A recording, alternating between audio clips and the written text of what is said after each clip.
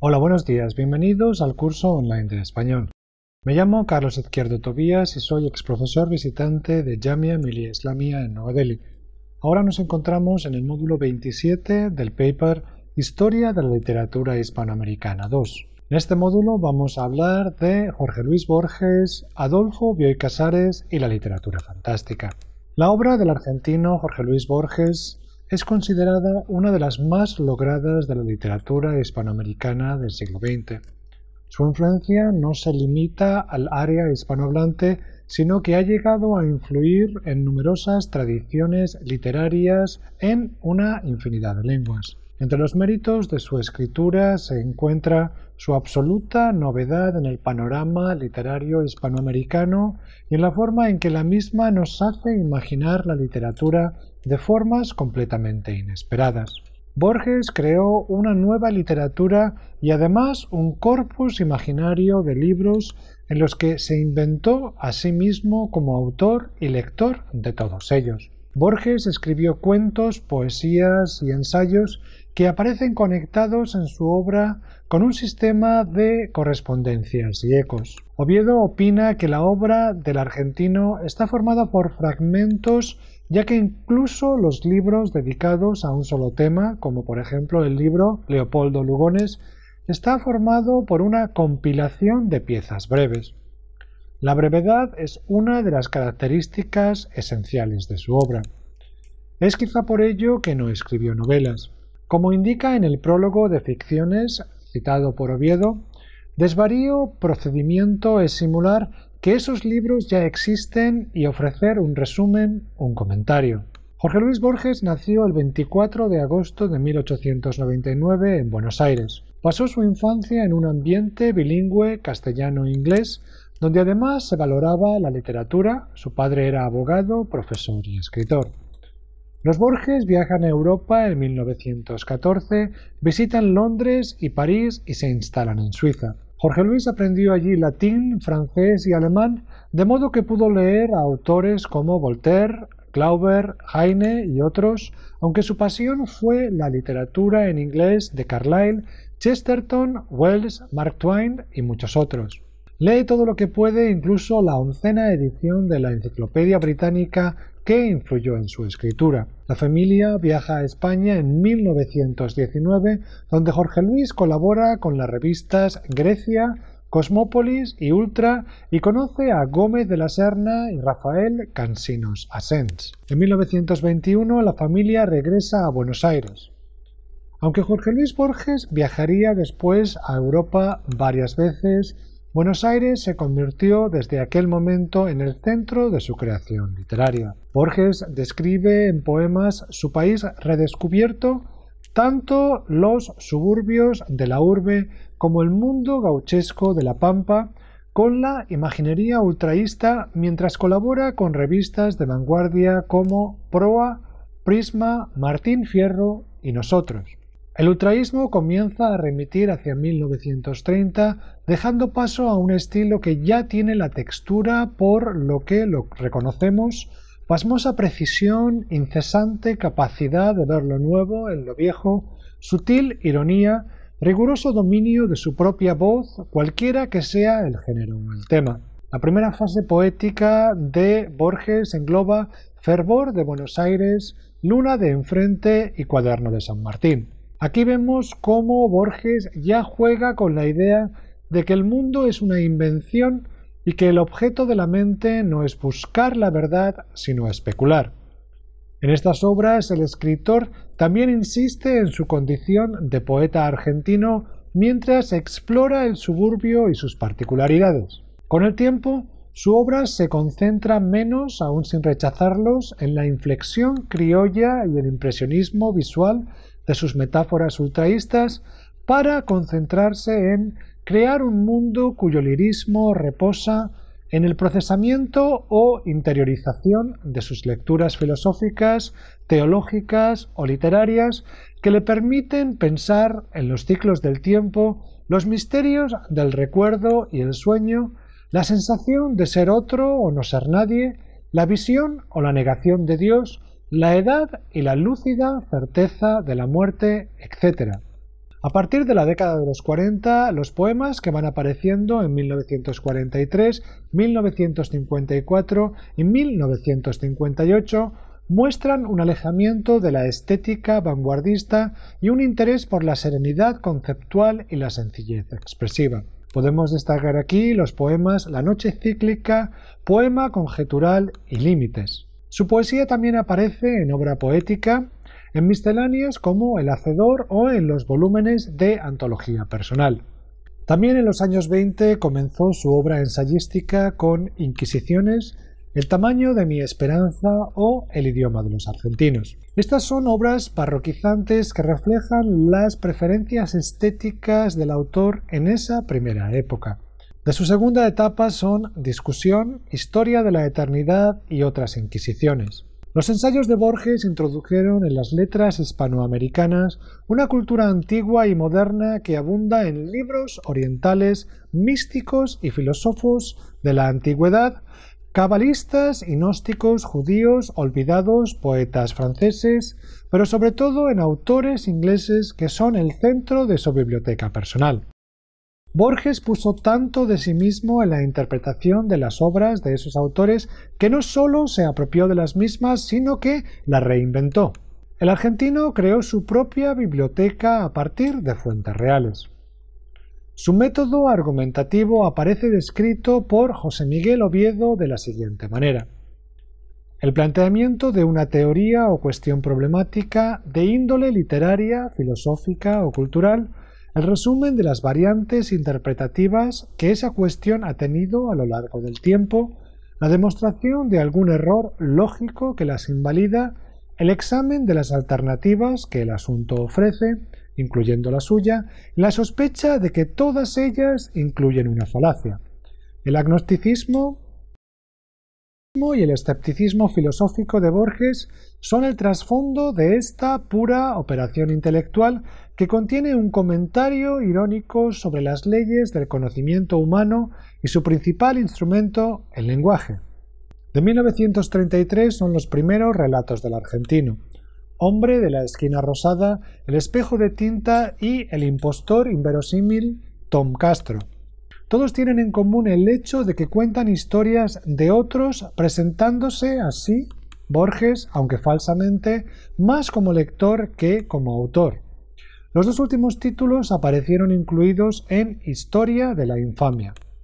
En los cuentos, Borges enfatiza la discusión teórica sobre la acción o el tratamiento psicológico realista, lo que explica la aplicación de las estratagemas de la novela policial inspirado por Chesterton a historias de fondo científico teológico. Asimismo, Borges ofrece a veces un aparato crítico, notas, citas, etc., en sus cuentos que hablan de libros inexistentes, ofreciendo una ficción que ha sido pensada como trampa. Es el caso de El acercamiento a Al-Motasim, que apareció primero con los ensayos de Historia de la Eternidad y luego fue incluido con los cuentos de su primera colección de narraciones, El jardín de los senderos que se bifurcan. Reseñas bibliográficas también aparecen en cuentos con forma de nota necrológica, como en Pierre Menard, autor del Quijote, el comentario literario de Examen de la obra de Herbert Quine o la digresión teórica de Clon Uqbar Orbis Tertius. Reseñas, notas a pie de página, postdatas, intervenciones de personajes reales o la voz del propio Borges contribuyen a generar la ilusión de que, a pesar de su trama fantástica, las ficciones que leemos no lo son tanto. José Miguel Oviedo divide la narrativa de Borges en dos periodos. El primero es el que marcan Ficciones de 1944, que incluye dos partes, El jardín de los senderos que se bifurcan y Artificios, y El Aleph de 1949. La segunda etapa de la narrativa borgiana está contenida en el Informe de Brodie de 1970 y El libro de arena de 1975. Nos ocupamos de la primera etapa, la más interesante. De los primeros libros, Oviedo destaca y comenta tres cuentos: Pierre Menard, autor del Quijote, Funès, el Memorioso y El Aleph. Lo que sigue es un resumen de sus comentarios. Pierre Menard, autor del Quijote, que data de 1939, nos habla de un escritor francés que en el siglo XX escribe los capítulos 9 y 38 de la primera parte del Quijote. A pesar de que el texto es exactamente igual que el de Cervantes, el hecho de que Menard escriba en otro siglo cambia por completo el significado de sus palabras, haciendo que su texto sea tan original o más que el de Cervantes. El texto es presentado como una nota necrológica.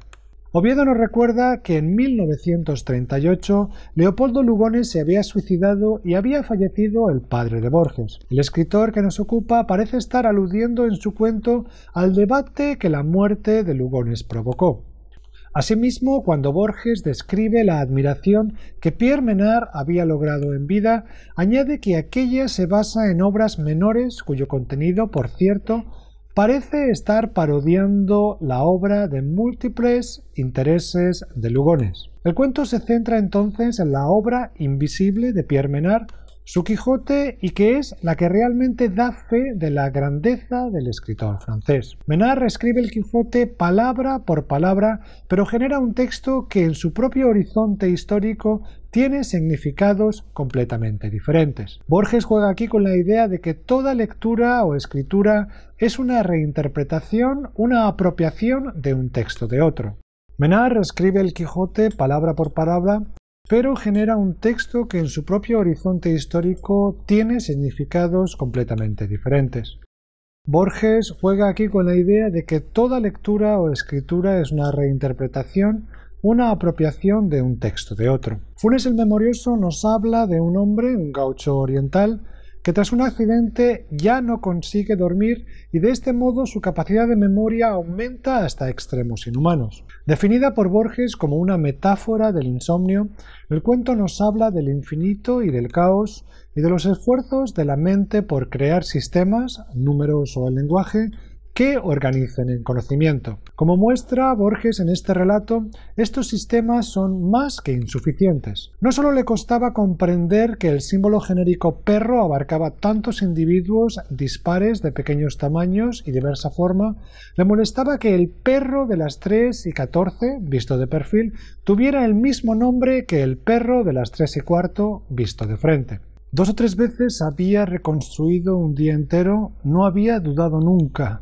pero cada reconstrucción había requerido un día entero. Me dijo, más recuerdos tengo yo solo que los que habrán tenido todos los hombres desde que el mundo es mundo. Y también, mis sueños son como la vigilia de ustedes. Y también, hacia el alba, mi memoria, Señor, es como un vaciadero de basuras. El Aleph también trata del tema del infinito. Aquí no se trata de un desorden mental, sino de un objeto que posee un poeta vanidoso y ridículo llamado Carlos Argentino Daneri. El Aleph también trata del tema del infinito. Aquí no se trata de un desorden mental, sino de un objeto que posee un poeta vanidoso y ridículo llamado Carlos Argentino Daneri. Este ansía escribir un enorme poema narrativo que no solo copie el universo en su totalidad, sino que también absorba toda la historia de la literatura. Oviedo nos recuerda que este relato es una parodia de la vida intelectual argentina y de las pretensiones del realismo. Vamos a hablar ahora sobre Adolfo Bioy Casares. Muchos autores argentinos se decantaron por la narración fantástica con un ímpetu insólito en Hispanoamérica. Por su importancia y su proximidad a Borges, destacamos aquí la figura de Adolfo Bioy Casares. Durante mucho tiempo fue considerado un mero discípulo de Borges y en la órbita de la literatura fantástica. No era muy conocido fuera de Argentina hasta que en 1990 recibió el Premio Cervantes, lo que impulsó su revaloración crítica. Los relatos de Bioy Casares están marcados por acontecimientos inexplicables y fantasías insólitas, pero también posee un tono burlesco y paródico. Oviedo los denomina comedias fantásticas. Sus protagonistas son seres insensatos que se ven envueltos en tramas donde aparecen inventos, máquinas y experimentos propios del género de terror, pero que más bien producen un efecto cómico. Estos protagonistas son también galanes inexpertos. El elemento erótico es parte integrante de su obra, especialmente en asuntos amorosos desmedidos que suelen ser fatales. Las amadas son ambiguas. Escribe José Miguel Oviedo que la biografía del bonaerense Bioy Casares se encuentra en los libros que leyó y escribió. El autor que nos ocupa comenzó esa biografía en 1940 con La invención de Morel, la primera de sus obras que él considera madura y su más famosa novela. A Borges le parecía que poseía una trama perfecta, quizá porque no pretendía ser ni realista ni psicológica y se separaba de contextos históricos para sumergirse en su propia lógica. El relato narra las tribulaciones de un fugitivo de la justicia que va a parar a una isla que él cree desierta. Sin embargo, el lugar está poblado por seres extraños que parecen ignorarlo. También hay una mujer, Faustine, de la que el protagonista se enamora. La explicación de que aquellos seres no ven al fugitivo es que en realidad no existen. Son meras proyecciones de la invención de Morel, una máquina que registra y reproduce en imágenes la realidad. Para acceder al amor de Faustine, el protagonista tratará de convertirse en una imagen él mismo, en una ficción dentro de la ficción. Esta novela, como la siguiente, Plan de evasión, parecen encontrar un modelo en La isla del Dr. Moreau de H. G. Wells, donde encontramos a un protagonista perdido en una isla donde suceden cosas extraordinarias. En la obra de Wells, por ejemplo, se trata de los experimentos del Dr. Moreau, que transforma a los animales en hombres en un experimento que produce un dolor extremo en sus sujetos. Los cuentos de Bioy Casares aparecen antologados en Historias fantásticas, Historias de amor, El héroe de las mujeres, Adversos milagros o La invención y la trama. Junto a sus novelas y cuentos hay que destacar sus colaboraciones. Con Borges firmó 6 problemas para Don Isidro Parodi. Los dos utilizaron el nombre conjunto y ficticio de Honorio Bustos Domecq para bautizar esta obra que trata sobre el detective Isidro Parodi, que ha de resolver un crimen mientras se encuentra encerrado en la cárcel. Con su esposa, Silvana Ocampo, Bioy Casares escribió la novela detectivesca Los que aman, odian, de 1946. Y terminamos aquí este módulo. Muchas gracias.